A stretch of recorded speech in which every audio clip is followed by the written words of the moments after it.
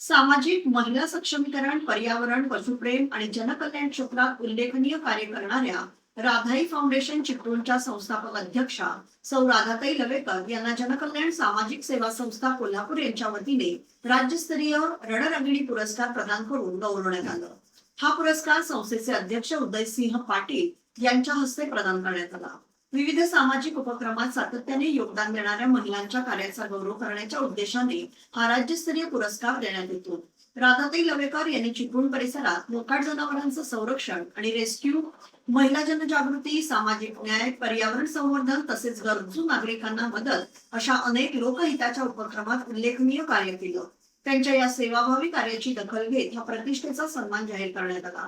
पुरस्कार स्वीकारल्यानंतर राधा लवेकर यांनी हा सन्मान राधाई फाउंडेशनच्या सर्व कार्यकर्त्यांना, स्वयंसेवकांना आणि चिपळूणकर नागरिकांना समर्पित असल्याची भावना व्यक्त केली. समाजहितासाठी अधिक जोमाने कार्य सुरू ठेवण्याचा निर्धारही त्यांनी यावेळी व्यक्त केला.